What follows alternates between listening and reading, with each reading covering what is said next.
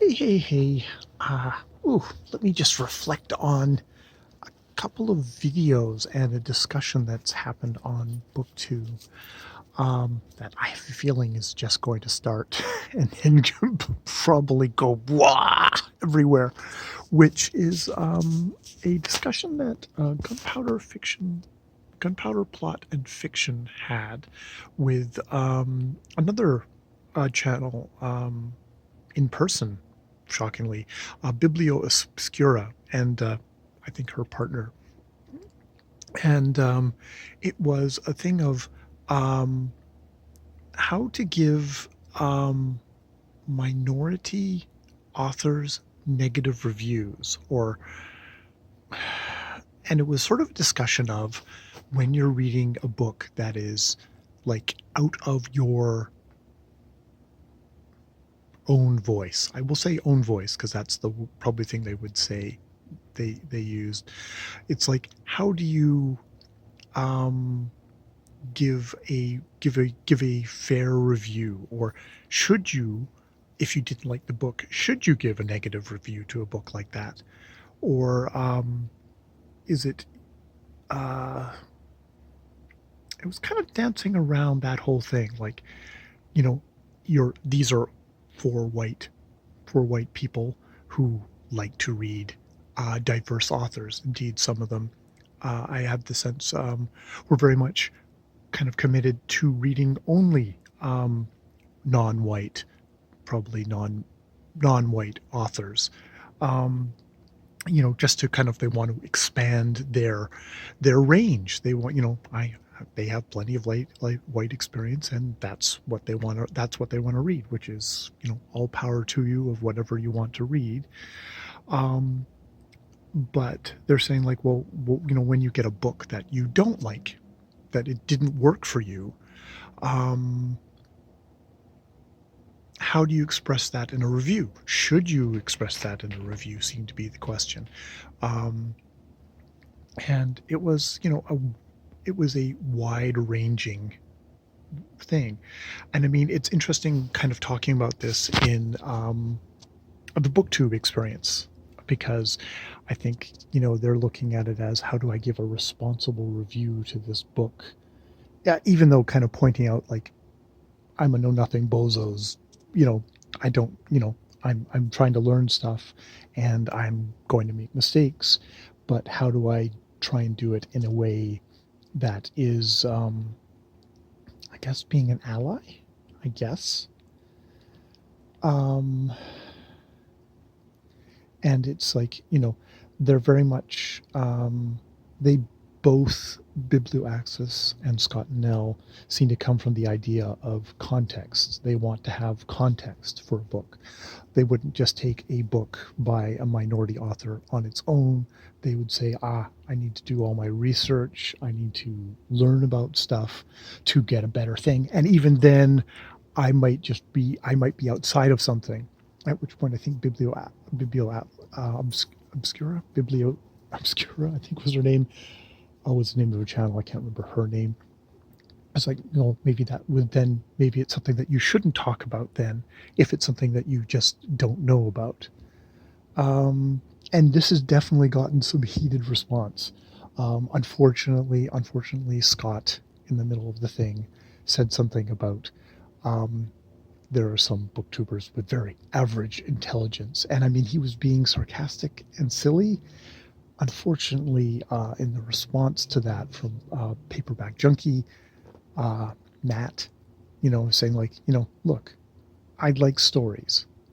If a story doesn't work for me, I'm going to say a story doesn't work for me. I don't think I should be condescending to authors by saying, like, oh, well, you're a black person, so I'm not going to hold you to, if I don't like your book, I'm not going to say that out loud, because that would be me speaking from privilege or something like that. And I mean, they did say, that it's Scott and Nell, we're very much like, well, there's some books I'm not going to like because it wasn't very well put together. Like, maybe the character wasn't very much, I don't think the character was written in a very kind of three-dimensional way, so it didn't pop for me. But still kind of trying to work. I think I get the sense that they're probably coming from it from a trying to raise people's consciousness about the idea that, hey, sometimes you might read a book and not like it. And that doesn't have to do with the author as much as it has to do with you don't have the same shared lived experience as this author, whereas you might really chime with some white author, white, me, maybe a Canadian author. I was like, oh, I totally know that. Whereas I might get, a native person, a native author, I might like, oh, I'm having trouble kind of getting that. And is that a failure of the book? I mean, it depends. Should all books speak to all people? Do they have to? That said, I feel like I could do a review saying the book didn't work for me, but this is who I am. And these are the reasons it failed to work for me, and that's my actual, my reaction to the book. Which isn't to say other people might have a better reaction to it. And I mean, that happens even within groups where, I can read a bunch of white authors and one white author who really connects with a lot of other white folk, European, Canadian settler types, might not chime with me. But all I want to do on my channel is to kind of explore that and explain my reasoning why something maybe didn't work for me, or where I had problems, where I saw things that I thought were a problem. And I mean, it's interesting on BookTube.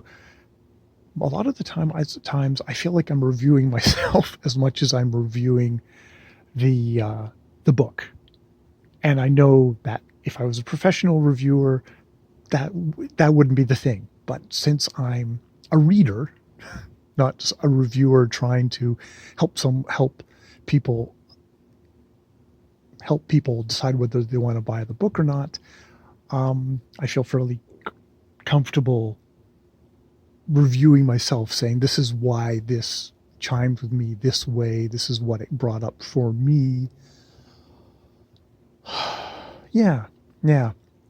Now, I did click, they had a suggested video from Biblio Obscura, which was was it 40 authors I won't read?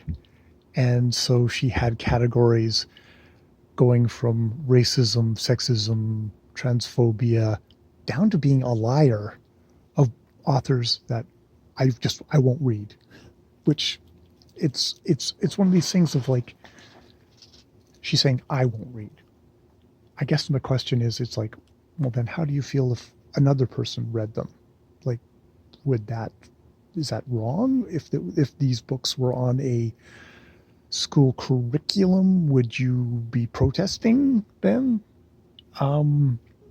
It's one of those kind of, it's one of these, it's kind of the list that I don't really like on BookTube of, here are 40 authors that I'm done with that are verboten to me, which is just like, that's nice, I guess.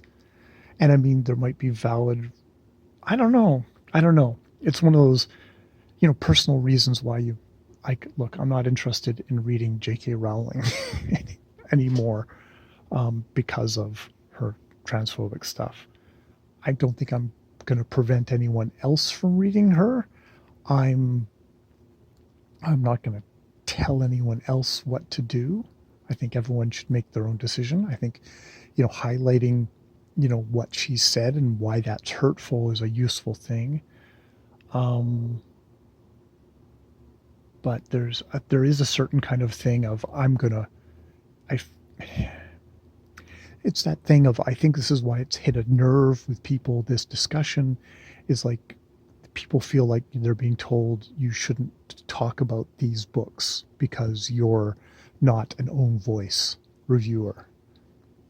or, you know, you need to do all your research, and you need to study, and it's like wow, what a great way to turn turn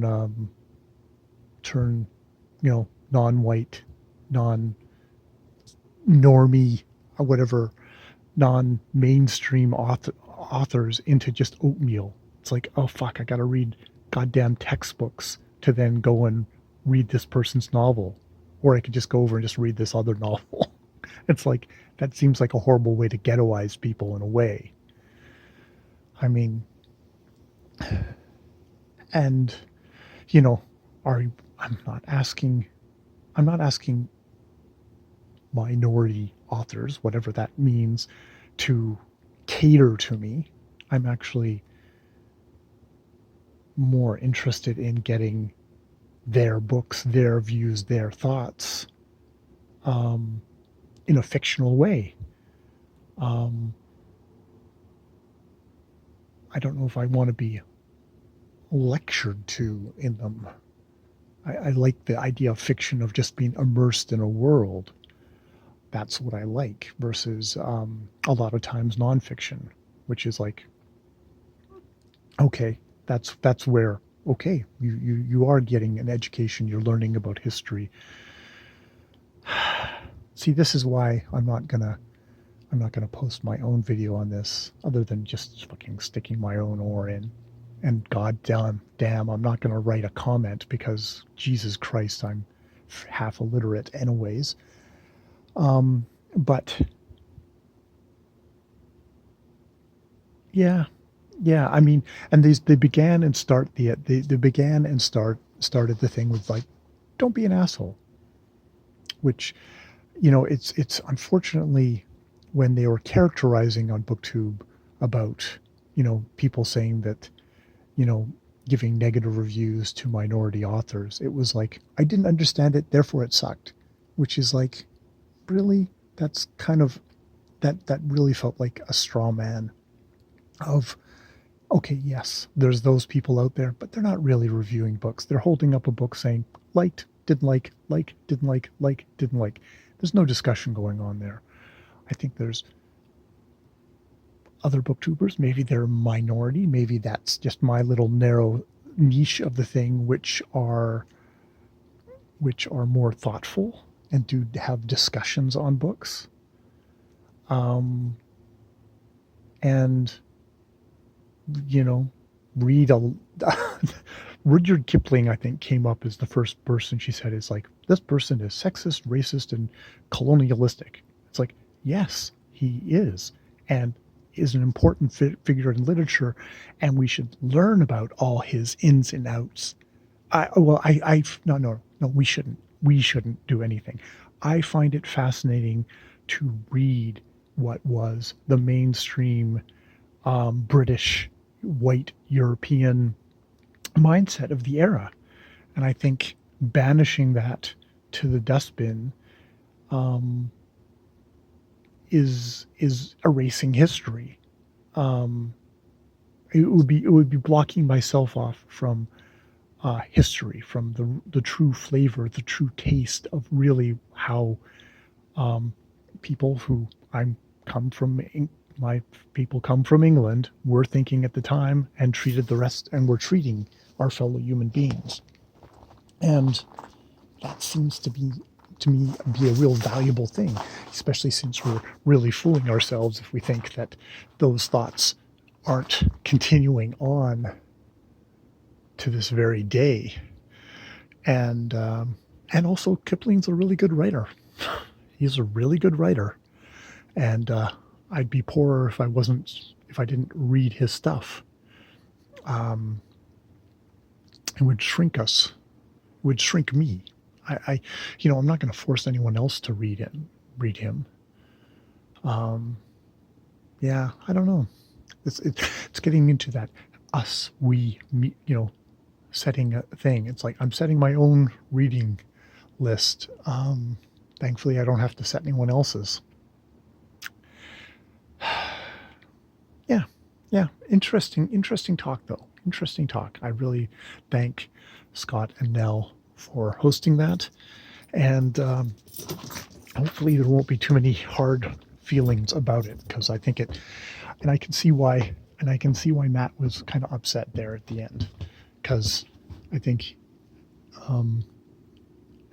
Matt's kind of like a blue collar guy, and unfortunately, there was definitely a certain tone in the Scott Nell and Biblioscura discussion, which was, we're educated white folk who are kind of looking down on the plebeians, which is probably not what they were going for, but unfortunately, it's really easy to slip into. I know, because I've got a carrot up my ass half the time too that I have to try and remove. All right, I will leave it there. More videos later.